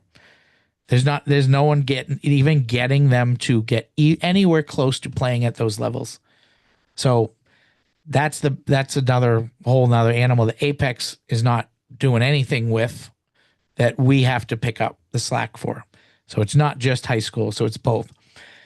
But yeah, I honestly think there's 75 million athletes, kids playing sports. That's not 75 million kids. That's 75 million kids in sports. So, I guess we could do a little math here this is not going to be accurate, but I'll do it just to humor myself. And then I'm going to call it a night here. Getting a little delirious if I'm whipping out the calculator for this. All right, so what do we got? 75 million. 75 million. So let's just be generous. Let's use the 193. We'll use the real number of the highest coach. So that would be like the maximum that we have that one coach could handle. So divided by 193. That would be 388,000 coaches to cover all the kids. So this is why I say, because I get evaluators, they'll say, "Oh, Lance, what if someone gets an athlete from my postal code and starts working with them?" 300. I'm going to use this number next time I get that question. 388,000 coaches we would need today to cover every athlete. That's with every coach having 193 kids. So yeah, it's not happening. That's why we, you know, maybe 10 years, 15 years from now, we could get to numbers like that, but it's not happening anytime soon. All we can do is do our best and get as many good coaches on board and get them as many athletes to help as possible. It's yeah, it's such a huge problem. So, and you got 33 million injuries and only 75 million kids. So parents always think it's going to be someone else's kid. That's one of the big problems too. We get every parent today, as far as health goes, is reactive. I say reactive. They're asking questions. They're getting concerned.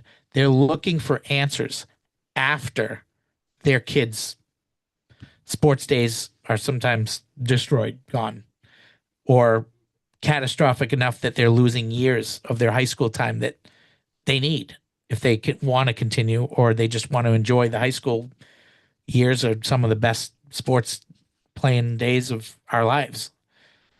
Then they're asking the questions. How did this happen? How can we stop it again? How quick can they play again? And I understand their pain. But it drives me nuts, and I have to resist. I want so bad to say, why are you asking now?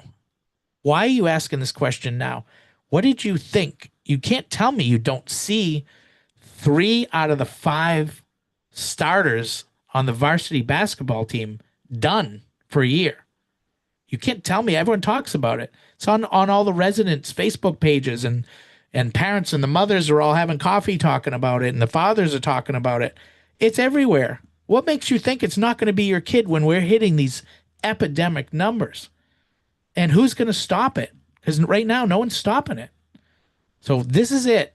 Like, this is, like Daniel says, the train's here and it's leaving. And we want every single coach on board that wants to be part of this mission to hit these high schools and hit the younger kids too. And it's going to be a major task, but it's going to be something you can do, something that you get your dopamine hit from. I love that too. I've never said that. You get your dopamine hit from. At the same time, you get to get paid money that you can live a different upgraded lifestyle financially. So if anyone's interested, I put the links in there. Just click on those links. You can also see up on the screen these numbers. You're not going to get an answer until the morning now because I talked too long. I'm sorry. Our last operations assistant left at 9 minutes ago at 10 o'clock. So you won't get a response till the morning. Unless you want to reach out to Michael. Michael's in the chat. If you want to reach out on the Q&A with your number and email, Michael's here. Michael can reach out to you. I'm done for the night, but Michael's on here. So put your phone number or your email in the chat, in the Q&A or the chat, and Michael will grab it. And if you want him to call you tonight, just put it in there. Say, hey, can you give me a call tonight? Michael's there. If not, someone will reach out tomorrow. Support at areascouts.com. If you just need any kind of random question, is always the quickest for just a general question because we have multiple people monitoring that. If you have anything for me directly, it's Lance at Area Scouts. I will take longer to answer just because my mailbox is ridiculous, my emails. So it just takes me a little time. The live chat, if you download the app in the App Store, there's a live chat. You can reach our mobile live chat team there. Discord's for our existing team, and then the Facebook group. As I mentioned before, I put that link in, so you can always reach us through the Facebook group as well. I'm going to give you, one last second here. If you want to put your name or email in for Michael, just throw it in the chat or Q&A. He can see them both. Otherwise, I appreciate you all being here tonight, and look forward to meeting a lot of you. There's usually 2 or 3 of us that'll meet you on one of the Zooms. So I have been able to meet at least half of you, I should say. And so look forward to meeting you this week or next week if you are coming on board. Thanks and have a great night.